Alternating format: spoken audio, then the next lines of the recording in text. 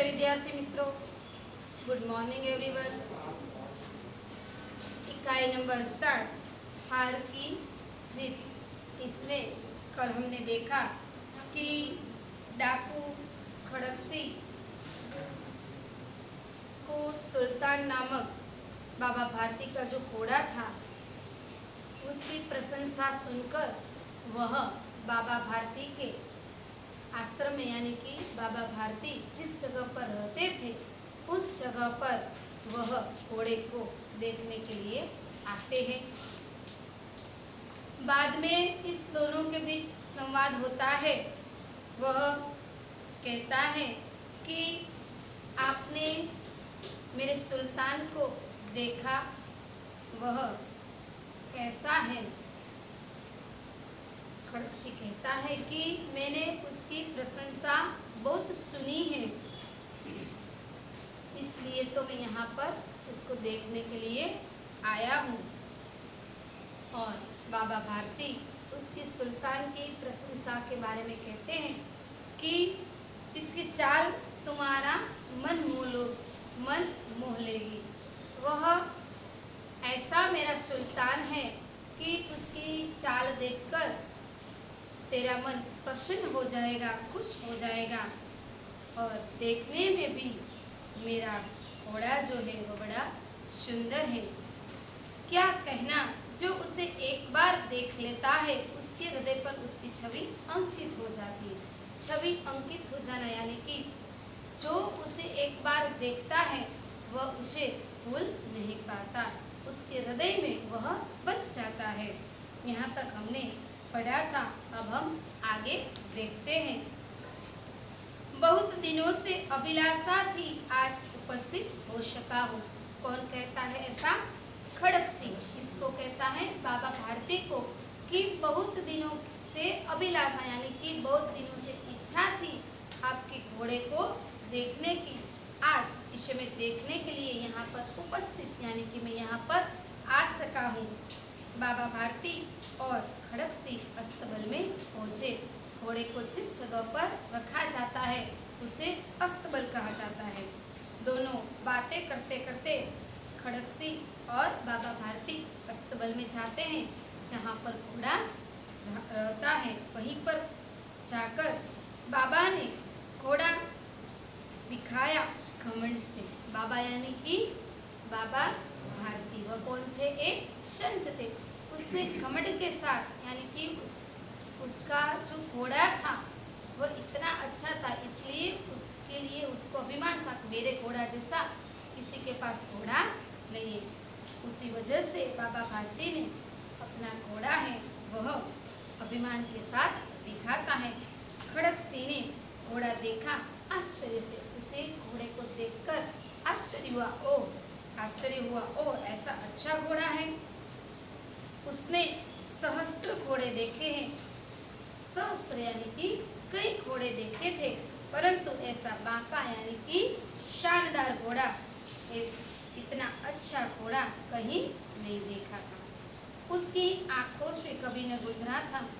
सोचने लगा भाग्य की बात है, ऐसा घोड़ा खड़गसी के पास होना चाहिए था। वह घोड़ा देखकर मन ही मन ऐसा कहता है कि ऐसा घोड़ा तो खड़गसी के पास होना चाहिए। यह साधु को ऐसा घोड़ा की क्या जरूरत है? बाबा भारती को ऐसे घोड़े की जरूरत नहीं है, ऐसा घोड़ा तो मेरे पास होना चाहिए। इस साधु को ऐसी चीजों से क्या लाभ? वह मन ही मन क्या कहता है कि यह साधु को ऐसा अच्छा शानदार घोड़े की क्या जरूरत है? उसके पास ऐसा घोड़ा रहेगा तो उसको क्या लाभ होगा? मेरे जैसे व्यक्ति के पास ऐसा घोड़ा हो तो मुझे इतना सारा लाभ मिलता है। क्यों लाभ मिलता है? क्योंकि घोड़े पर सवार होकर उसको कहीं जगह पर डाकू को लूटपाट करने जानी हो तो यह घोड़ा उसको काम आए। इसी वजह से वह ऐसा कहता है कि इस साधु को तो ऐसे घोड़े से क्या लाभ है? मुझ जैसे व्यक्ति के पास हो तो उसका लाभ मैं ले सकूं। कुछ देर तक आश्चर्य से खड़ा रहा। इसके पश्चात उसके हृदय में हलचल होने लगी। बालक को किसी अधीरता से बोला, वह घोड़ा देखकर उसके हृदय में हलचल होने लगी, यानी कि उसके मन में उसके प्रति उसके हृदय में कितना भाव होने लगा, कितना प्रेम होने लगा कि यह विचार में पड़ जाता है कि यह घोड़ा मुझे सवारी करने को मिले, यह घोड़ा मेरे पास हो, तो ऐसा तरह तरह के विचार में वह पड़ जाते हैं। और बालक को सी अधीरता से बोला, जिस तरह बालक कोई चीज नहीं देखता है तो उसे अधीरापन होता है इस चीज पाने के लिए, ऐसे ही बालक को जिस तरह अधीर होते हैं, बालक को कोई चीज नहीं देखते तो उसमें उसके जानने की उत्सुकता रहती है, वह लेने की उत्सुकता रहती है। उसी तरह यहाँ पर खड़ग सिंह के मन में बालक जैसी अधीरता होने लगी। वह बोला, परंतु बाबा जी इसकी चाल अगर देखी तो क्या? वह सीधा नहीं कह सका कि मुझे इस पर सवारी करनी है, वह कैसा चलता है ऐसा मुझे देखना है, मैं उस पर सवारी करके आऊँ, बाद में देखूं कि यह घोड़ा कैसे चलता है, इसकी चाल कैसी शानदार है, मैं उस पर सवारी करूं तब मुझे पता चले ना। वह ऐसा सीधा नहीं कह सका कि मुझे उस पर सवारी करनी है। उसे उल्टा किया कि परंतु बाबा जी इसकी चाल न देखी तो क्या? मैं उसको चलता हुआ, उसको दौड़ता हुआ नहीं देखा तो मैं कैसे मान सकूंगा कि यह घोड़ा शानदार है? उसकी चाल पर मैं मोहित हो जाऊंगा, उसकी चाल पर सब लोग लुट्टू हो जाते हैं। वह चलता नहीं तो मैं देखूंगा कैसे, मुझे पता कैसे चलेगा? इसलिए वह ऐसा कहता है कि इसकी चाल न देखी तो क्या?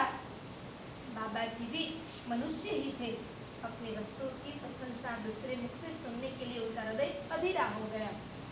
मनुष्य के हृदय में एक भाव होता है, कोई उसकी प्रशंसा करे, प्रशंसा करना यानी कि कोई उसकी बात अच्छी बात कही, कोई उसकी बात की अच्छाई के बारे में बताए, वह प्रशंसा होती है। प्रशंसा किसे कहा जाता है कि कोई व्यक्ति की अपने व्यक्ति जब अपनी यानी कि किसी दो व्यक्ति होते हैं, उसमें कोई व्यक्ति उसके बारे में उसकी प्रशंसा करे, यानी कि उसमें जो पड़े हुए गुण हैं उसके बारे में वह बताए तो कोई भी मनुष्य को अच्छा लगता है। इसलिए लेखक क्या कहते हैं, बाबा जी आखिर थे कौन? मनुष्य। भले संत हो, भले ही वह संत थे परंतु मनुष्य तो थे। इसलिए मनुष्य का एक स्वभाव होता है कि अपनी प्रशंसा कोई दूसरे व्यक्ति के मुंह से सुनते हैं तो वह उसको जानने के लिए वह अधीरा बन जाता है। वह उसकी प्रशंसा सुनने के लिए, उसको प्रशंसा सुनने के बाद वह उसके प्रति लागनी, प्रेम भाव ऐसा हो जाता है कि मेरे बारे में उसने प्रशंसा की, इसलिए यहाँ पर घोड़े की प्रशंसा सुनकर वह अधीरा हो गया। क्या हो गया? अधीरा हो गया। घोड़े को खोलकर बाहर ले गए, घोड़ा वायु वेग में उड़ने लगा। बाहर ले गए जहाँ पर अस्तबल में घोड़ा रखा था, वहीं से अस्तबल में से घोड़ा निकाल दिया और बाहर ले आए। बाहर ले आए तुरंत ही घोड़ा वायु वेग यानी कि हवा की तरह, वो जिस तरह हवा वायु वेग यानी कि हवा उड़ती है उसी तरह घोड़ा दौड़ने लगा, उड़ने लगा।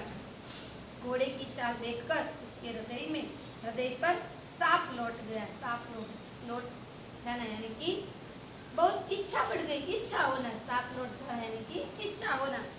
उसको देखकर, उसकी चाल देखकर तुरंत ही अस्तबल में से घोड़ा बाहर बाबा भारती लाता है, तब तुरंत ही घोड़ा हवा के माफक चलने लगता है। हवा के माफक वह चलने लगता है। उसकी चाल को देखकर खड़ग सिंह के मन में सांप लौट गया, यानी कि बहुत इच्छा हो गई कि यह तो घोड़ा बहुत अच्छा है, उसकी चाल पर लट्टू हो जाते हैं लोग, ऐसा सुना था, पर आज देखकर मुझे ऐसा तय हो गया कि उसकी चाल भी इतनी शानदार है। वह डाकू था और जो वस्तु उसे पसंद आ जाए उस पर वह अपना अधिकार समझने लगता था। क्या हुआ? इस घोड़े को देखकर उस पर अधिकार समझने लगता है। वह ऐसा समझने लगता है कि अब ये घोड़ा मैं किसी भी प्रकार में उसे अपना बना लूंगा, जो भी उसके पीछे मुझे करना है तो कर लूंगा, वरना बाद में यह घोड़ा तो मेरा ही होगा। जो भी करना है मैं सब कुछ कर लूंगा। पर यह घोड़ा तो मैं किसी को देने वाला नहीं। वह मन ही मन ऐसा निश्चय कर लेता है। इतना शानदार घोड़ा, इतनी चाल कि इस घोड़े की इतनी चाल की हवा की तरह, वायु वेग की तरह वह दौड़ता है, चलता है, कूदता है, तो यह घोड़ा किसी का होगा नहीं। किसी भी प्रकार इस घोड़े को मैं अपना मालिक, अपना बना लूंगा, ऐसा वह मन ही मन उसके प्रति अधिकार समझने लगता है। उसके पास वह डाकू था। डाकू, संत और डाकू दोनों के स्वभाव में तफावत होता है, दोनों के स्वभाव अलग होते हैं। वह क्या था? डाकू था। डाकू का स्वभाव ऐसा होता है कि वह किसी भी चीज को एक बार अपना समझ ले, वह अपने पास लेकर ही रहता है, वह प्राप्त करके ही वह लेता है। वह डाकू था और जो वस्तु उसे पसंद आए, जो चीज कोई वस्तु से पसंद आए, उस पर वह अपना अधिकार समझकर वह पा लेने, किसी भी प्रकार वह पा ही लेता है। उसके पास बाहुबल था और आदमी थे। बाहुबल यानी कि उसके पास वह लेने की ताकत भी थी और आदमी थे।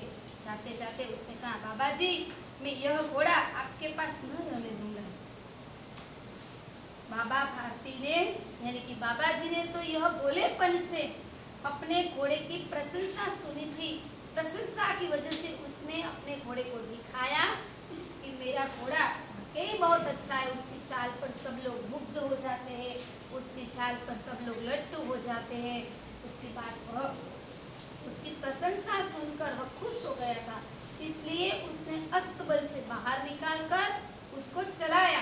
उसकी चाल देखकर तो डाकू का हृदय, उसके हृदय में ऐसा होने लगा कि यह घोड़ा अब तो मैं लेकर ही रहूंगा, इस घोड़े को मैं प्राप्त कर लूंगा, यह घोड़ा मैं इसके पास नहीं रहने दूंगा।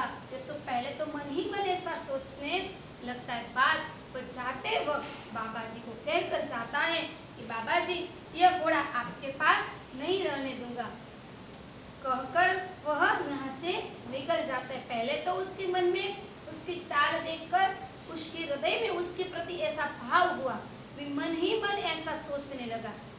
बाद थोड़ी देर बाद वह जब निकलने लगा वहीं से, बाबा भारती के आश्रम में से वह घर की ओर जाने लगा, तब कहकर जाता है कि अब ये घोड़ा आपके पास मैं नहीं रहने दूंगा। बाबा भारती डर गए। क्यों? क्योंकि उसने अपना सारा जीवन भगवान भजन में और बाकी का समय अपने घोड़े के लिए बिताने का तय किया था। वह अपना घोड़ा जो है, जिस तरह बालक अपनी माँ को माँ अपनी बालक को जिस तरह संभालती है, पोसती है, उसी तरह उसने इस घोड़े को अपने बच्चे की तरह रखकर उसने पाल पोस कर बड़ा किया। उसकी इतनी सेवा भी करता था, ब्रश से लेकर उसको साफ करना, उसको नहलाना, उसको खिलाना, इतनी सारी वह परवरिश करता था। इसलिए वह डर गया कि कहीं यह घोड़ा वह ले न जाए। इस बात को लेकर वह चिंतित हो गया। बाबा भारती डर गए। अब उन्हें रात को नींद न आती थी। जब से डाकू ऐसा कहकर गया था कि अब यह घोड़ा मैं आपके पास नहीं रहने दूंगा। क्यों? क्योंकि इस घोड़े को उसने अपने बच्चे की तरह माना था। इसी वजह से जब से यह कहकर जाता है, तब से उसकी नींद हराम हो जाती है, उसका सोना, खाना पीना हराम हो जाता है। उसके मन में बस सिर्फ एक ही चिंता रहती है, कहीं यह घोड़ा ले न जाए, कहीं एक घोड़ा चल न जाए। बस ऐसी ही बात को लेकर वह चिंतित हो गया था। इसलिए उसकी वजह से उसको रात में नींद नहीं आती थी। सारी रात अस्तबल की रखवाली में कटने लगी। सारी रात बस वही बात उसको याद आती थी। इसकी वजह से वह घोड़े की रखवाली ही करने में पूरी रात बिताता था। रात भर सोता नहीं, खाता पीता नहीं, बस उसको एक ही चिंता रहती थी, कहीं यह डाकू मेरे घोड़े को ले न जाए। उसकी वजह से पूरी रात वह अस्तबल की रखवाली करता था और रखवाली करने में पूरी रात उसने वहाँ पर काटता था। वह सोता ही नहीं था। प्रतिक्षण खड़गसी का डर लगता रहता था। प्रतिक्षण यानी कि क्षण क्षण उसके डर की वजह से वह खाता पीता नहीं था, वह सोना भूल गया था, उसका डर लगा रहता था। पर कई महीने बीत गए, उसकी डर की वजह से उसके जीवन में भी बदलाव आ गया। इस डर लगने की वजह से ऐसा उसको हो गया कि उसकी नींद हराम हो गई। अस्तबल से वह दूर हटता ही नहीं था, अस्तबल के पास ही रहता था। पर हुआ ऐसा, कई महीने बीत गए, कई महीना इस बात को लेकर कई महीने बीत गए, पर डाकू खड़गसी आया नहीं, पर वह न आया। यहाँ तक कि बाबा भारती कुछ असावध हो गया, वह लापरवाह हो गया कि अब उसे पता चल गया कि इतने दिनों तक यहाँ पर अब आया नहीं, तो अब डाकू, अब खड़गसी आएगा नहीं। क्यों? खड़गसी ने अपनी बुद्धि की वजह से ऐसी युक्ति बनाई थी कि मैं कई दिनों तक जाऊं नहीं, इसलिए वह बाबा भारती जी वह बेपरवाह हो जाएंगे कि इतने दिन बीत गए, इतने महीने बीत गए, तो भी घोड़ा लेने के लिए खड़गसी आया नहीं, तो अब आएगा ही नहीं, ऐसा उसके मन में हो जाए। तब तक खड़गसी, कई महीने बीत गए, तब तक वह घोड़ा लेने के लिए आए नहीं, घोड़ा लेने के लिए नहीं आए। इसी वजह से बाबा भारती है वह असावध हो गए, यानी कि लापरवाह हो गए, अब आने वाला नहीं है। जो उसको लेना था तो वह आ गया होता, इतना महीना वह नहीं निकाल देता। कई महीने हो गए, इतने वह कहकर गया था कि मैं इस घोड़े को आपके पास नहीं रहने दूंगा। यही बात को लेकर कितने महीने बीत गए, तब भी वह आया नहीं, इसलिए बाबा जी बेपरवाह हो गए। उसे ऐसा नहीं था कि अब वह आएगा नहीं, उसके मन में ऐसा हो गया कि वह नहीं आने वाला है। क्यों? क्योंकि जो उसको आना होता हो तो वह आ ही गया होगा। जो उसको घोड़े की जरूरत हो, यानी कि जो उसके मन में घोड़े के प्रति ऐसा हो कि मुझे उसे ले जाना है, वो कहकर गया है, ऐसे ही कहकर गया होगा। उसको घोड़ा नहीं चाहिए था, वह तो मुझे ऐसे ही कहकर चला गया है। जो उसको घोड़े की जरूरत होती तो ये तुरंत आ जाता होगा, तो वह तुरंत आ गया होगा, पर वह कई महीने बीत गए, अब आया नहीं, इसलिए वह उसे ऐसा होने लगा कि अब भी आने वाला भी नहीं, उसको जरूरत नहीं होगी। इसी वजह से भारती जी असावध हो गए, वो बेपरवाह हो गए। अब वो आएगा नहीं, कोई बात नहीं, अब मेरी नींद भी मैं पूरी तरह से कर लूंगा, मैं खाना पीना उसके मन में जो चिंता थी, वह चिंता की वजह से उसके जीवन में जो बदलाव आया था घोड़े के प्रति, उसको बार बार चिंता में रहता था, वह छोड़ दी कि नहीं, उसको घोड़ा नहीं चाहिए था। अब वह इतने दिन, इतने महीने बीत गए, वरना आया नहीं। जो उसको चाहिए था घोड़ा, तो वह आ जाता, उसे घोड़े की जरूरत नहीं होगी। इसी वजह से वह बेपरवाह हो जाता है। संध्या का समय था, बाबा भारती सुल्तान की पीठ पर सवार होकर घूमने जा रहे थे। क्या हुआ? संध्या यानी कि शाम का समय था। बाबा भारती सुल्तान की पीठ पर सवार होकर घूमने जा रहे थे। इस समय उनकी आंखों में चमक थी, मुख पर प्रसन्नता थी।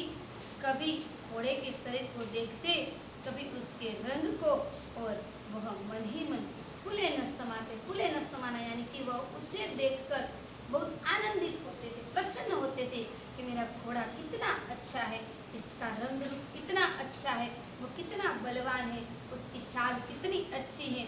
यह सब देखकर, उसके शरीर को देखकर वह मन ही मन प्रसन्न हो उठते थे, और उसके मन में, उसके आंखों में आनंद लगता था उस घोड़े को देखकर। सहसा यानी कि आवाज, सहसा यानी कि अचानक, सहसा एक ओर से आवाज आई, सहसा यानी कि अचानक एक तरफ से आवाज आई, ओ बाबा इस कंगले की सुनते जाना, ओ बाबा इस कंगले की सुनते जाना।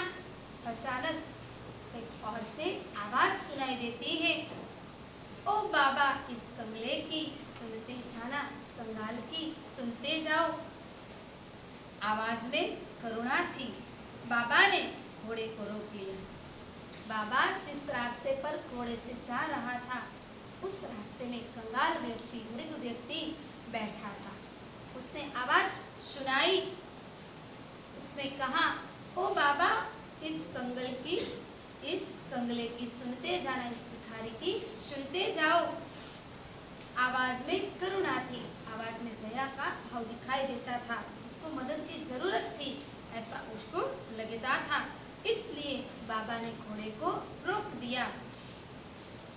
देखा, एक अपाहिज वृक्ष की छाया में पड़ा करा रहा यानी कि आक्रम के साथ वह बोल रहा है। उसके हृदय में कुछ दुख है, ऐसे भाव के साथ वह बोल रहा है।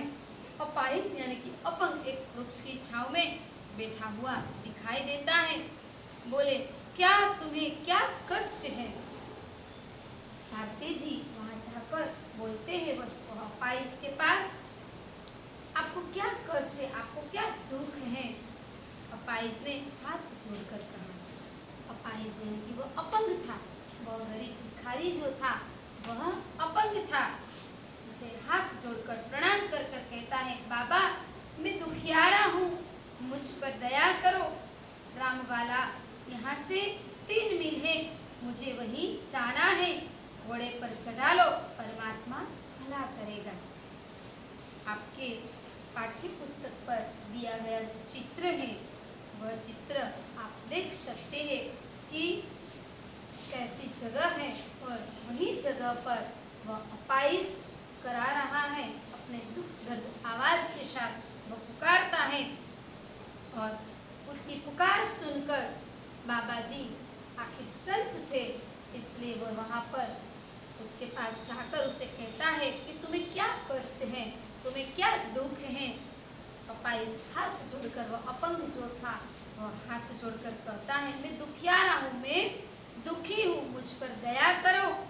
रामवाला यानी कि गांव का नाम है। जिस जगह पर वह बैठा था वहीं से उसे रामवाला गांव जाना था, इसलिए वो ऐसा कहता है अपाहिज कि रामवाला यहाँ से 3 मील दूर है, मुझे वही जाना है। घोड़े पर चढ़ा लो, मुझे घोड़े पर बिठा लो, परमात्मा आपका भला करेगा। परमात्मा यानी कि भगवान आपका भला करेगा, मुझे वहीं पर जाना है। आप घोड़े पर बिठाकर मुझे वहीं पर पहुंचा दो। वहां तुम्हारा कौन है? वहां तुम्हारा कौन है?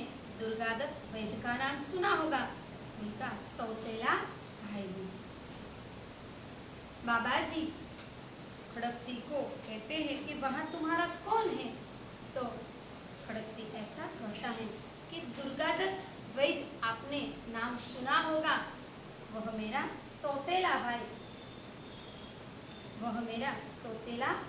है, वहां पर मुझे जाना है। बाबा भारती ने घोड़े से उतरकर अपाहिज को घोड़े पर बैठा लिया और स्वयं उसकी लगाम पकड़कर धीरे धीरे चलने लगे। बाबा भारती ने क्या किया? बाबा भारती ने घोड़े से उतरकर अपाहिज को घोड़े पर बैठा दिया। वह घोड़े से उतर गए। कौन? बाबा जी। वह उतर जाता है। बाद में अपाहिज को, वह अपंग जो व्यक्ति था, उसको घोड़े पर बिठा देता है और स्वयं उसकी लगाम पकड़कर धीरे धीरे चलने लगता है। सहसा अचानक उन्हें एक झटका सा लगा और लगाम हाथ से छूट गई। बाबा जी से ऐसा हुआ, अचानक उसकी घोड़े की लगाम हाथ में से छूट जाती है और उनके आश्चर्य का ठिकाना न रहा। बाबा जी के आश्चर्य का ठिकाना न रहा। लगाम छूटने की वजह से घोड़ा तो, लगाम छूट जाती है तो घोड़ा तो आगे निकल जाता है, वह भी हाथ में से निकल जाता है। उनके आश्चर्य का ठिकाना न रहा जब उन्होंने देखा कि अपाहिज घोड़े की पीठ पर तनकर बैठा है और घोड़े को दौड़ाए लिए जा रहा है। उनके मुख से भय, विस्मय और निराशा से मिली हुई चीख निकल गई। वो अपाहिज डाकू खड़गसिंह, उसने उसके साथ ऐसा किया कि उसने अपने वह खड़क सी घोड़े पर बैठ गया और चालाकी से घोड़े की लगाम को छुड़ाकर वह रहा। घोड़े को थोड़े आगे वह जल्दी से घोड़े को चलाया, उसकी वजह से लगाम छूट जाती है। अचानक ऐसे क्रिया हुई कि लगाम छूट गई। लगाम छूट जाने के बाद बाबा जी को आश्चर्य हुआ कि अरे यह क्या हुआ। उन्हें देखा लगाम छूट गई, इसलिए वह पीछे रह गया। वो घोड़ा और अपाइस दोनों आगे निकल जाते हैं। उसने देखा कि अपाइस जो है वह पीठ तनकर यानी कि पीठ को पकड़कर वह अच्छी तरह से ठीक तरह से बैठा है और घोड़े को दौड़ाए जा रहा है। ऐसा देखकर उसके मन में आश्चर्य हुआ और ऐसा देखकर वह भयभीत हो गया। उसको डर लगने लगा कि अरे क्या हो गया।